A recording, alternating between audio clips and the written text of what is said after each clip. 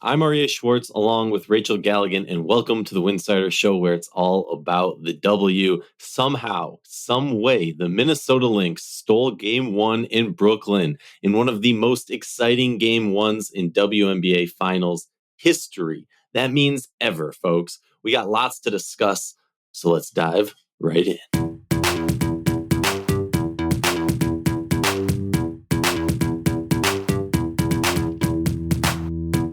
If you like our show, please consider joining our Patreon community, patreon.com/Winsidr. For less than a cup of coffee a month, you can directly show support for the hard work we at Winsidr do covering the W. And don't forget to see our amazing staff's written content over at winsidr.com. You might know my voice and Rachel's voice, but we have many more amazing written and spoken voices and graphical voices over at winsidr.com that are doing amazing work. Please go show them some love. Welcome back to the show. Very excited to be here. We have a special guest, Pickle's in the house for this episode. Normally, I think Pickle probably keeps Rachel up late at night. Last night, Rachel was keeping Pickle up late at night, tweeting, retweeting, Rachel, okay, for everybody who lives under a rock, for anyone who was not aware of what went down last night, let's break it down real quick. Just a few stats, 95-93 in overtime. The Minnesota Lynx take out the number one seeded New York Liberty in Brooklyn. A riot of a crowd, a raucous crowd. The excitement there was electric, although it did get silenced a few times by the Minnesota Lynx.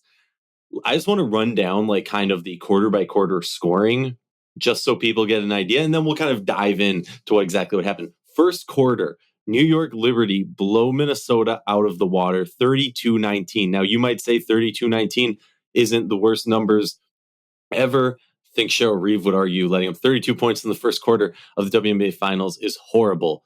Next quarter, New York only scores 12 points while Minnesota scores 17, making it an 8-point game going into halftime. A big relief for Minnesota. Coming out of the half, Minnesota steals the third quarter, 25-24. Still a close game, but Minnesota chipping away.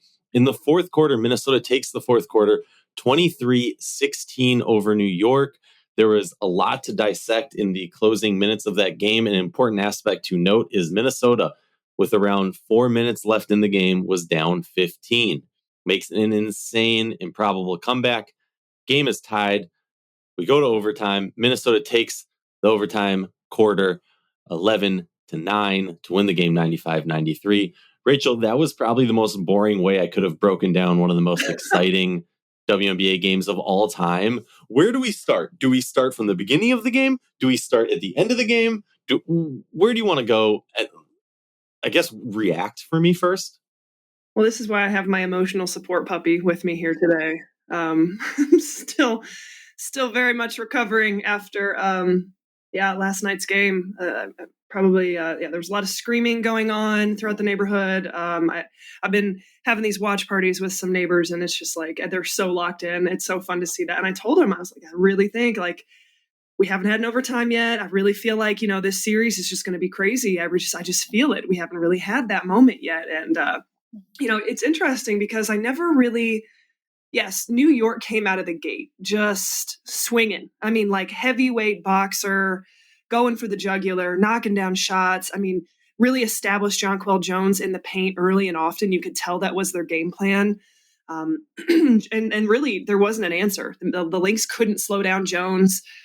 Really, it was everything was going their way. It felt like, what are they shooting? Maybe like 58% early on in that game.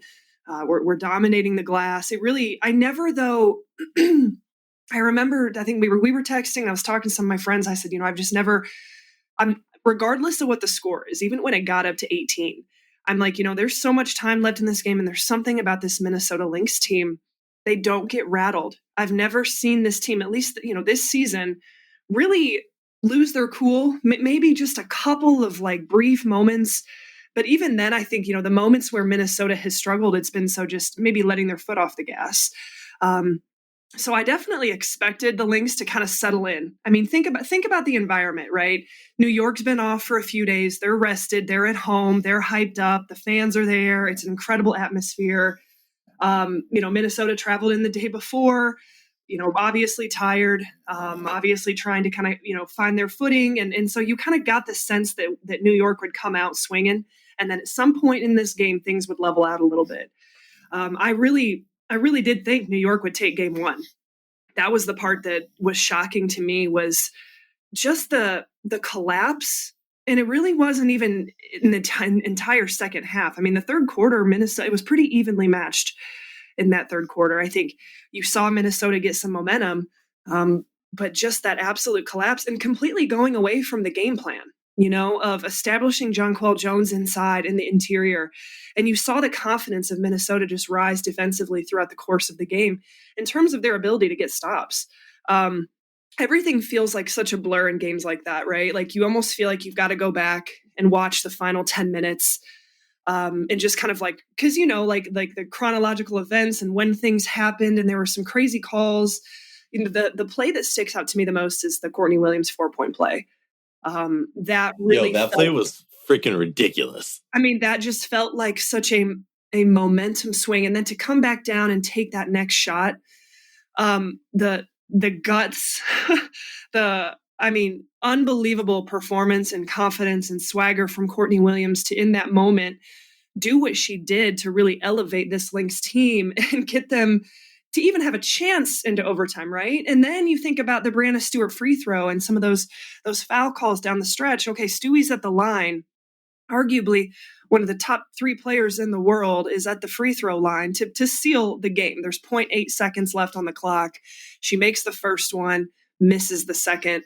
We're going to overtime. And then after that, I mean, it's just it's just kind of human nature at that point to understand that the Minnesota Lynx had momentum. They had all the confidence in the world going into that overtime frame. And you could tell the Liberty were rattled. I was rattled for the Liberty. Just that missed free throw, giving up this massive lead of 18 points. And just, in this moment, I mean, that is such a intense moment with so much on the line in game one. And I do feel, and if you guys hear any sort of grunting or grumbles, that is my pug. And so that's a life of a pug mom. He makes a lot of little grumbling noises. So you're gonna have to bear with me today. This is our special guest. Like I said, my emotional support puppy. But just it doesn't get any bigger than that in terms of that moment and the pressure that was on the Liberty. They had to take game one. And obviously one of the most unbelievable comebacks. The Lynx end up outscoring New York 29-11 in the final 10 minutes and 19 seconds of that game. So halfway through the fourth quarter and into overtime, you just can't have that type of collapse. And it just felt like shot selection. And honestly, Rachel, New York scored 9 in overtime. Right. I mean, just the final 5 minutes of the fourth quarter, they score 3 points. I need to go back and rewatch. I've already done it twice, but I need to go back because I'm rewatching it through the lens of watching Minnesota.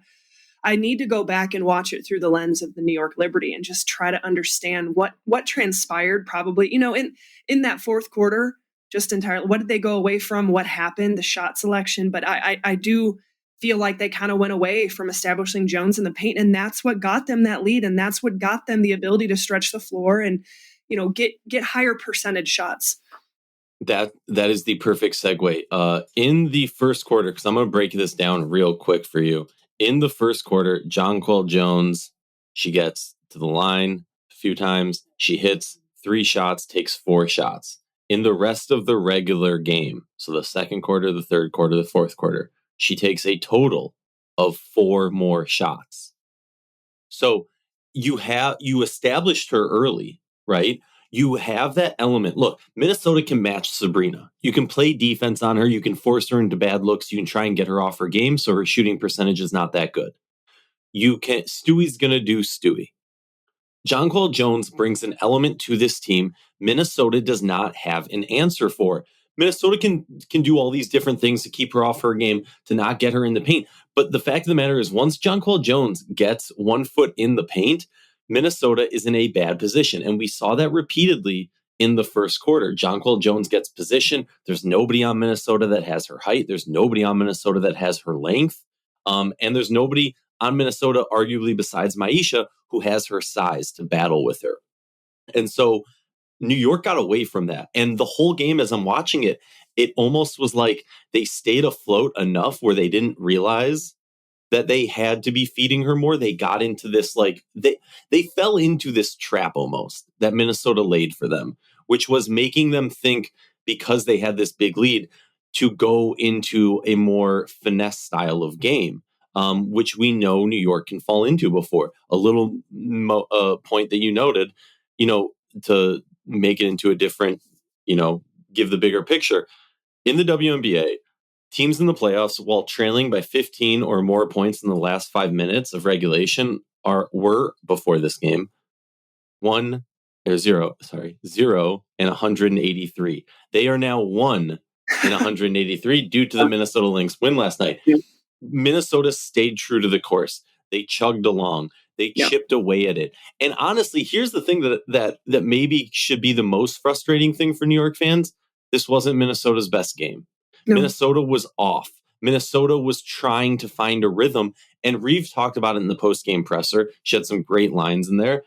Anyone who loves a good Reeve line should definitely go check it out. Like, at one point, she looks at the stat sheet, turns to Courtney Williams, goes, "Courtney, you got 5 assists. Does that one to Sab count?" For those who don't know, Lynx have like a 5-point lead and Courtney gets a rebound. They can seal the game, make it a 3-possession game. Instead, she passes it to Sabrina, who takes it to the hole, makes the 3-point game. Then JJ tied it, or Sabrina tied it, whatever it was. It was a hilarious line. Point is that Minnesota was, because their back was against the wall, their feet were to the fire, and they understood. I think what I saw last night on on New York side, was a very Connecticut-esque, right? Where they got to where they've been before, and they hiccuped a little bit, they tripped a little bit, and all of a sudden the panic set in, right? We see that with Connecticut when they get deep in the playoffs, where at a certain point in the series, the panic almost feels to set in, and you no longer have that faith, that trust that they can stay cool, calm, and collective, or if you have said this whole season, the steady Eddie. That's what seemed like happened in my mind in New York, right? New York has this giant lead, 18 points at one point. Minnesota's chipping away. And now we're in the fourth quarter. You have a 15-point lead. You blink. All of a sudden, it's a 2-possession game. And you're sitting there and you're going, oh my God. Right.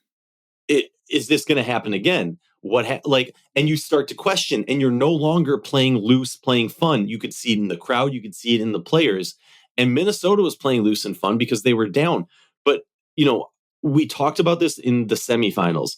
New York understood what it took to get to the finals because they had been there before. Minnesota didn't in game 1, and they got shown that by Connecticut, but then they recalibrated and understood. It feels like to me, and look, I'm from Minnesota, so take this with a grain of salt. If I'm being a homer, I understand, call me out.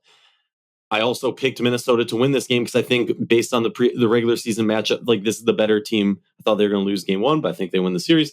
Minnesota showed me so much growth in that game to not need a full game to understand the level of intensity that needs to be brought, to not sit down when you're down 32-19 and say, you know what, we didn't think we were necessarily going to win game 1. It was going to be tough. So, why don't we rest a little bit and get ready for game 2? They didn't do that. They fought tooth and nail and clawed their way, and they walk away with a victory. And now we're sitting here where I still think, if you're Minnesota, you keep that underdog mentality because you don't break. But you got to be, as a talking head, as a media member, as a New York Liberty fan, as a New York Liberty player, a lot of questions in your mind, Rachel. A lot of questions. Like I said, it's like, where do we go? What do we unpack here?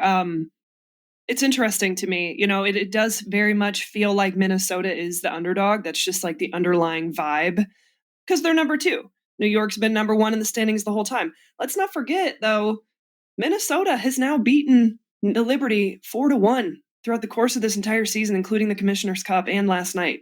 So there's something about this matchup. There's something about Cheryl Reeve's ability to make adjustments, whether that adjustment is on Jonquel Jones, right? Like at halftime, trying to get the ball out of her hands. And everyone's asking, well, was it a collapse by New York, or was it just an incredible comeback by Minnesota? Why can't it be both? I think it's both, right? It's completely both. Equally, two things can be true at once.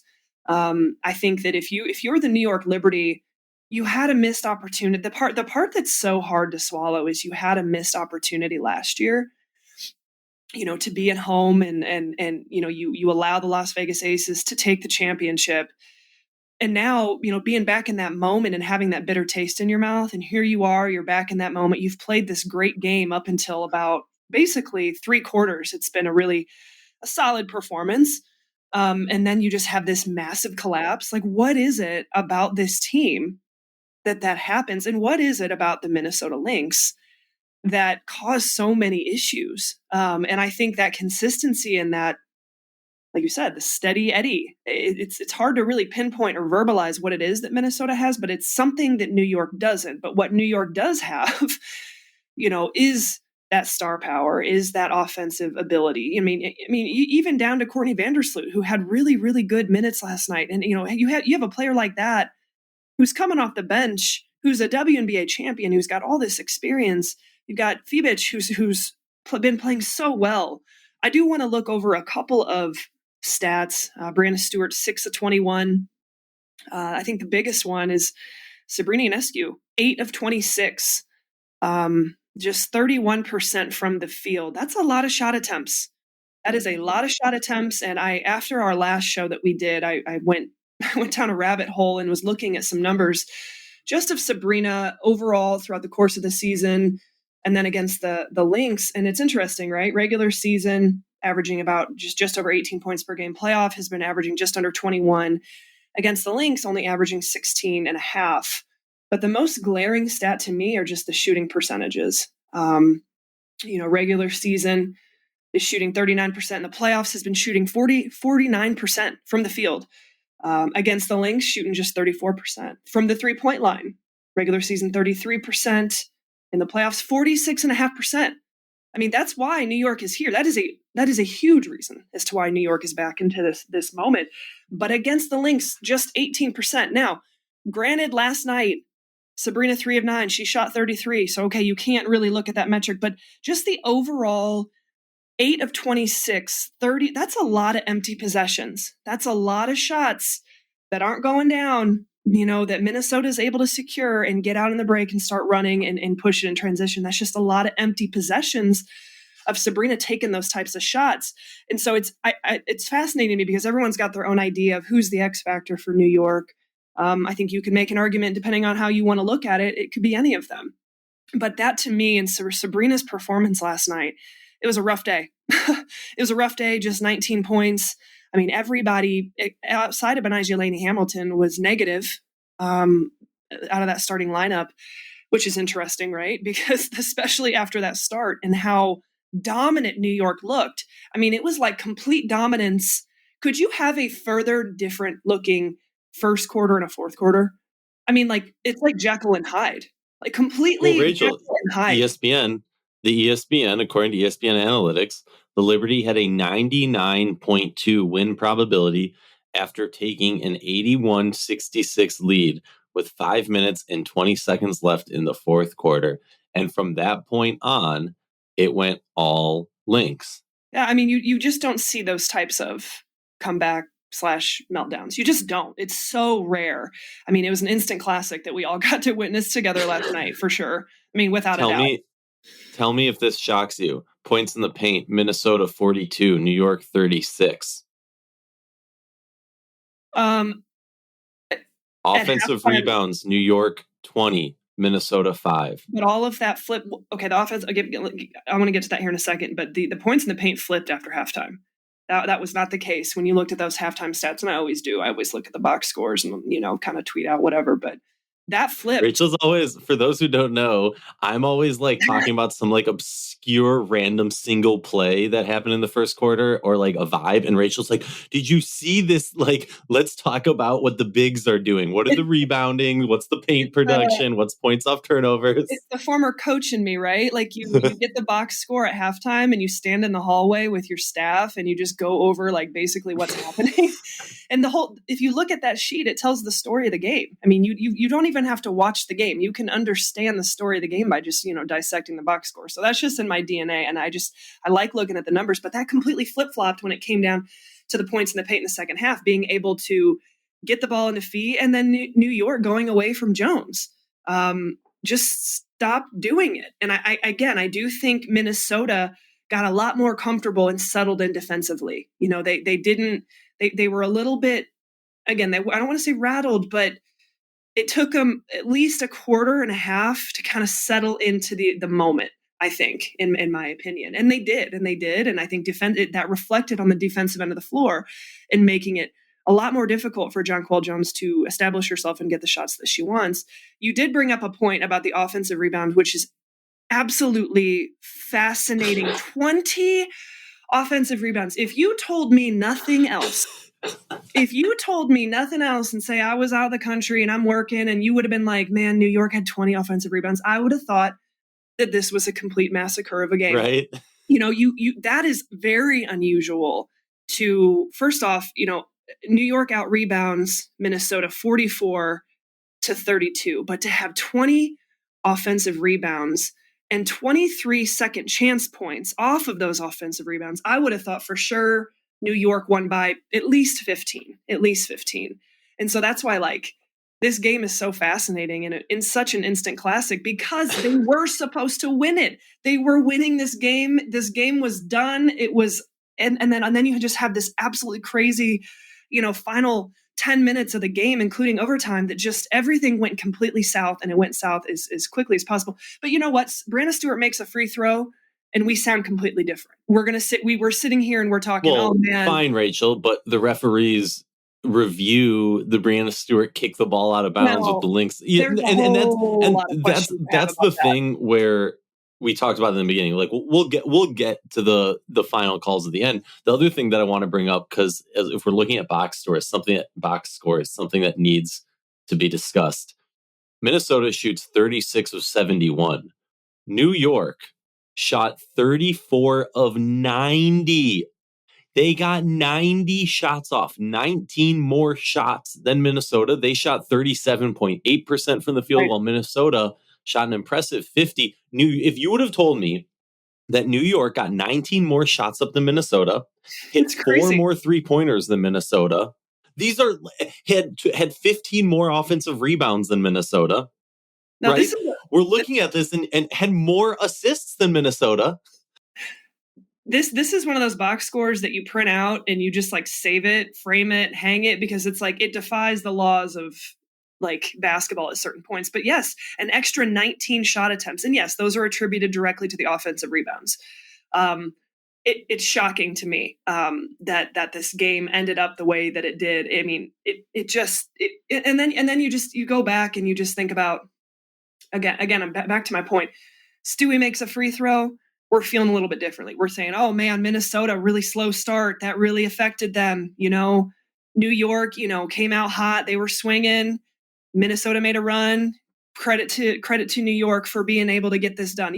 We're talking like that. If Stewie makes that layup at the end, we're talking a little, that's the difference in wins and losses in this scenario. And the fact that it went out this way, Stewie misses that free throw. Obviously the referees that call us down the stretch, the missed layup, the margin of error in this game and the way things could have gone those final 10 minutes.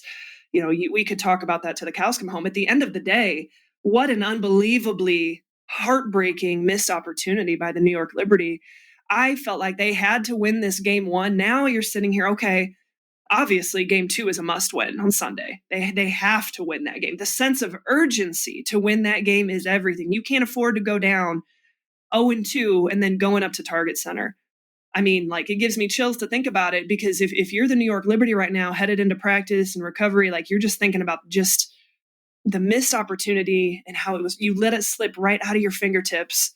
And now you have to win this game Sunday. And it's going to be a dogfight as well. I mean, I don't know that this is the New York Liberty type of team that's going to come out and, just run through Minnesota and win by 25. I don't see that happening. I still think it's going to be a great game. So yeah, I don't know. There's a whole lot of feelings and emotions and things. I don't know. Give me your thoughts. It's heartbreaking for Liberty. And does this change the series? That's the question I want to get into in 1 second. I just want to run. We did some New York stat lines. I just want to, Nafisa Collier, 10 for 16, just 2 free throw attempts, hits one of them, 8 rebounds. And was in foul trouble. And was in foul trouble. Very unusual 6 for her. blocks. One of them, very unusual. One of those blocks was with her back to Jonquel Jones, which was one of the more insane blocks I've seen. 3 steals, 2 assists, 8 rebounds. Ridiculous night on 21 points. Kayla McBride comes up big. 4 for 7 from the 3-point line. Super important. She gets 2 rebounds, 4 assists, and a steal with just 1 turnover. Another point to Fee's game, just 1 turnover. And then Courtney Williams, arguably the hero of the game, goes 2 for 6 from 3. But those 2 threes she hit could not have come at a better moment. She's 3 for 3 from the free throw line, 5 rebounds, 5 assists. She did have 3 turnovers, which I'm sure Reeve would want to take back on that. And the one last thing I want to talk about is Minnesota, not necessarily talk about, just point out, Minnesota, a team that we talk about the depth, right? And I think if you're a New York fan or a New York reporter, you talk about their depth a lot also. New York goes 4 deep in this game, scores just 10 points off the bench. Minnesota, thanks to Maisha and Natisha, hey, that's a nice little rhyme, 15 points off the bench. Zandy not able to score. But real briefly, because we do need to run, but you brought up the perfect point, Rachel, which is what does this game do to the rest of the series? We know it's heartbreaking for New York. We know Minnesota's riding high, but well aware that the series is far from done. They've been there before. They've lost a game 1 at home, and I'm sure Reeve is talking to them about that. And only because I'm looking at the box score and they just showed a replay of it, I want to give Fee a little bit of credit for her leadership. There was a moment where Minnesota takes a 1-point, 2-point lead, whatever it was, late in the game. Timeout called. They go into the huddle. The team's excited. There's like 5 seconds left, something crazy like that. And the team looks like they've already won. You could read Fee's lips saying, calm down, calm down. We still have time to go. The game's not over. And you could see her excitement because she's not hiding that. But she's saying, we understand we're in this moment. This game is not done. Lots more to do. So big props to her really growing in that moment, I think, and showing why she is the face of this franchise and the leader of this team. But Rachel, you lose game 1. I find it hard to believe. I don't see New York winning 2 games in Minnesota. No. How does... What? All right, going into this, we saw this going 5. Going into the playoffs, I said Lynx in 4. I'm feeling like I might be right, but I'm crazy. You said Liberty in 5. I'm not asking you to switch, and I know, and I want to give you fair credit. You flip-flopped on it a lot because you're so close on it, not in a bad way, in a good way. Where is your mindset in this series now? If I would have allowed, I'm not allowing you to, but if I would have allowed you to redo your pick, or you redo, where is your mind after that game? Where do you think this series lays? I'm not surprised that Minnesota, was able to take game 1. I definitely picked New York, and I think a lot of people probably did, given the circumstances and being rested and being at home. And honestly, they should have. They should have. They shit the bed. They missed that opportunity to take game 1, and so okay, you can't go back. You can't do anything about that. But I still feel like New York. No, I'm not going to flip flop because that wouldn't be right. I think this just goes back and forth, in my opinion. I predict New York comes out on Sunday with this unbelievable sense of urgency. They're able to even it up. It's going to go 1-1. It goes back to Minnesota. Minnesota, okay, they've got some momentum. They're at home. They're at the Target Center. I think New York can steal 1 in Minnesota. They're not getting 2. I just don't believe that with how good the Minnesota Lynx have been at home this year. And so, when you think about it from that perspective, and okay, does New York sit back and they're like, it's either sense of urgency or it's done. When your back is so against the wall, this almost feels like you're at the brink of being swept, but they're not. But because it happened the way it happened, how does New York respond to this? And does Minnesota have a letdown after such an emotional high? You see that oftentimes with teams. Do they have just a letdown or some sort of subconscious, just kind of, worn down? That happens. That would be interesting. We have seen this team worn down at times or in certain quarters or certain periods of the game. So I definitely expect New York to take game 2. Okay, so then you're going to Minnesota. Minnesota take game 3. New York takes game 4. Ends it going back to New York. I've always said I felt like this was going to go to 5. And obviously, if game one was any indication of it, I think that just gives me a little more sense of confidence that I probably could be very much right on that. And I'm speaking it into existence because we want it. But I mean, obviously, Minnesota's got New York's number. I can't deny that. I cannot deny that whatsoever for whatever it is, matchup wise, Cheryl Reeves, scheming, adjustments. New York has a hell of a time trying to go toe to toe and trying to defeat the Lynx. And so, could I sit here and it ends up being Minnesota takes this in 4?